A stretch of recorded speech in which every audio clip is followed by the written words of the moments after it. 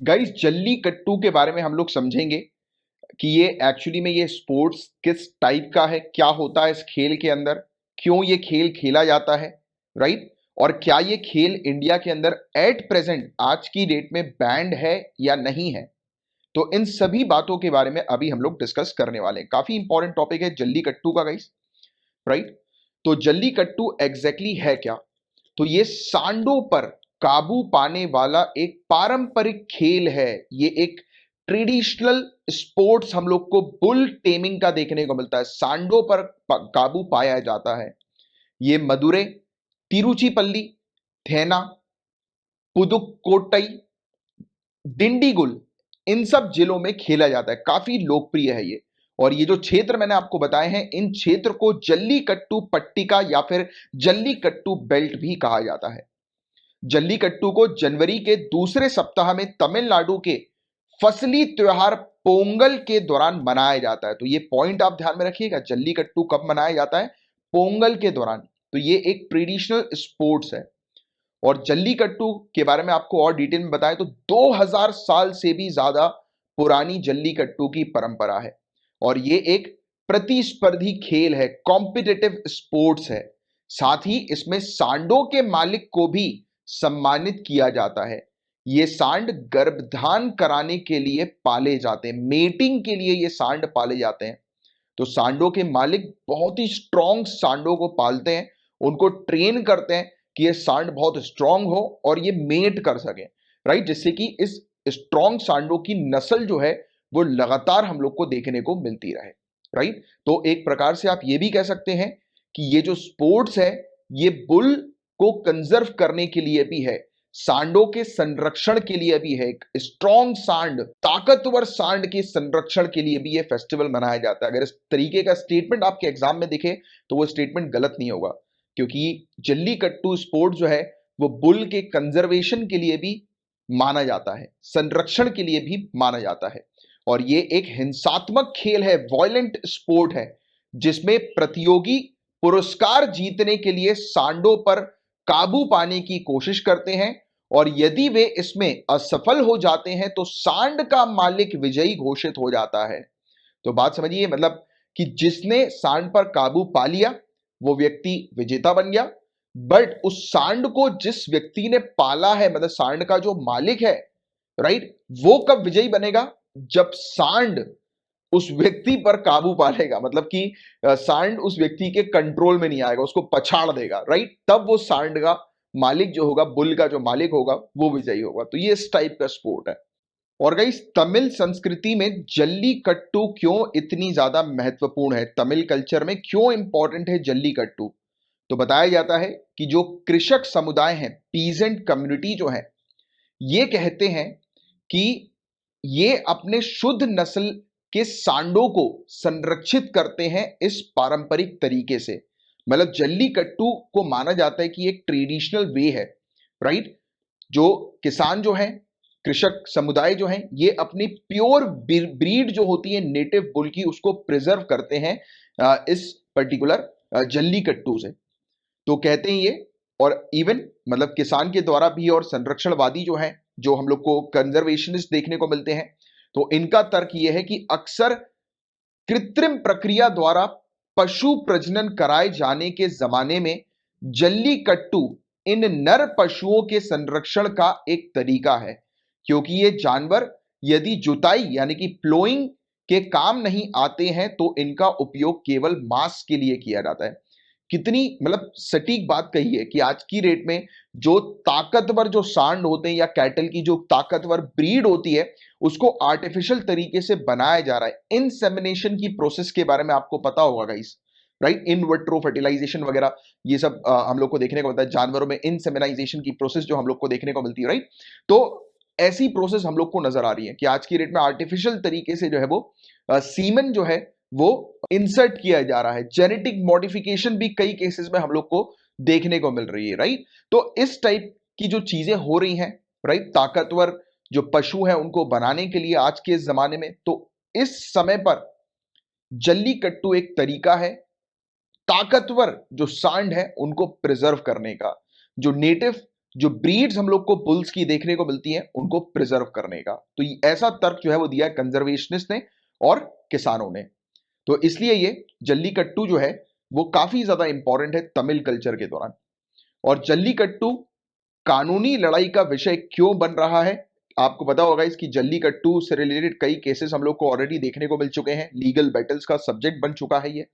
तो आपको बता दें कि वर्ष 2007 में भारतीय पशु कल्याण बोर्ड यानी कि animal welfare board of India और पशु अधिकार समूह पेटा, मतलब कि एनिमल राइट्स ग्रुप पीटा, तो इनके द्वारा जल्लीकट्टू और बैलगाड़ी दौड़ के खिलाफ ऑनरेबल सुप्रीम कोर्ट में याचिका दायर की गई थी।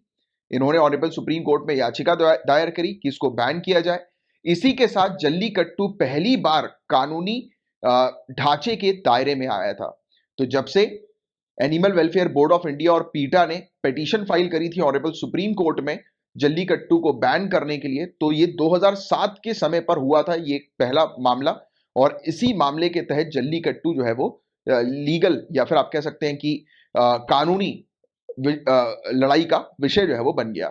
और हालांकि तमिलनाडु सरकार ने 2009 में एक कानून पारित करके इन खेलों पर लगाए गए प्रतिबंध जो है, बैन जो है, इससे बाहर निकलने का तरीका खोज लिया और इस कानून पर राज्यपाल द्वारा हस्ताक्षर भी कर दिए गए थे। तो हुआ यह था, मैं आपको स्ट्रक्चर फिर से समझाता हूं। 2007 में ऑनरेबल सुप्रीम कोर्ट में याचिका आई कि जल्लीकट्टू को बैन करो। 2009 में तमिलनाडु एक कानून लेकर आ गई जिसने इस स्पोर्ट को लीगल बना दिया।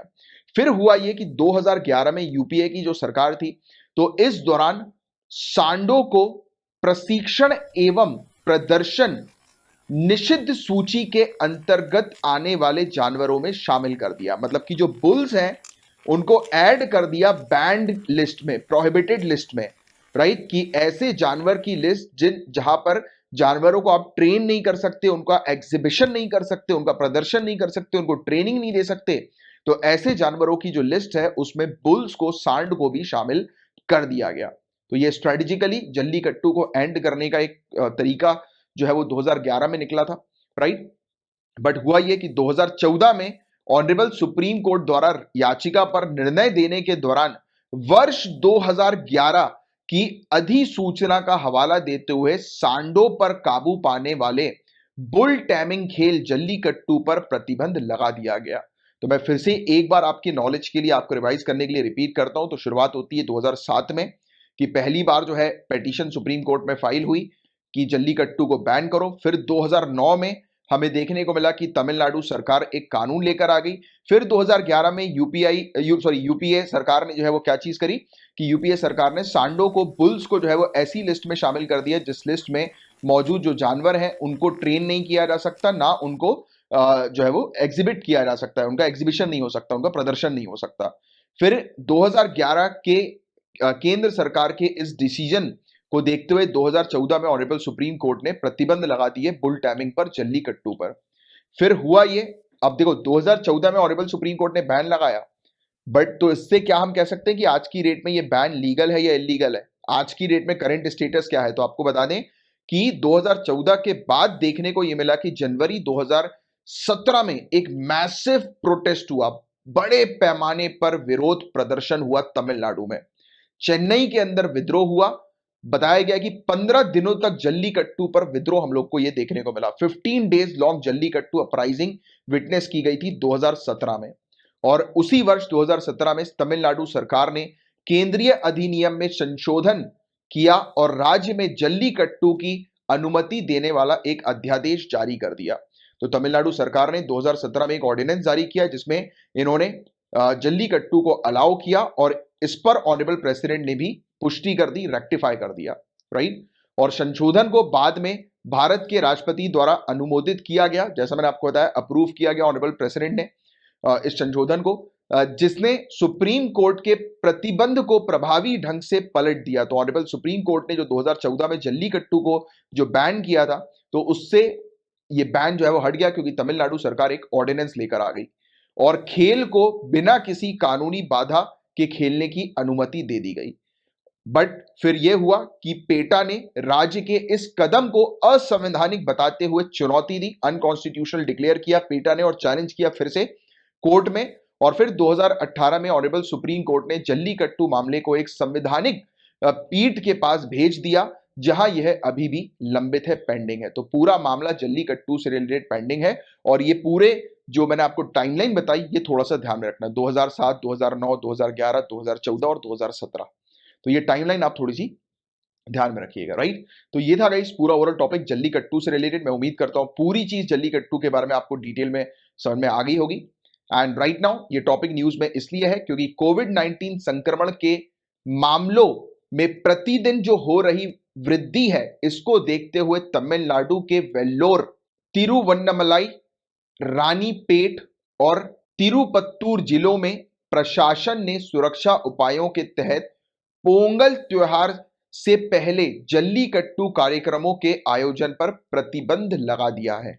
तो अभी रिसेंटली कोविड-19 को देखते हुए जल्लीकट्टू कार्यक्रम पर प्रतिबंध लगा है, राइट। तो ये इसको लेकर ये न्यूज आई थी। बट जल्लीकट्टू क्या है, इसके बारे में एक अच्छी आपको जानकारी होनी चाहिए, और मैं उम्मीद करता हूं कि इस टॉपिक के तहत आपको पूरी जानकारी मिल गई होगी।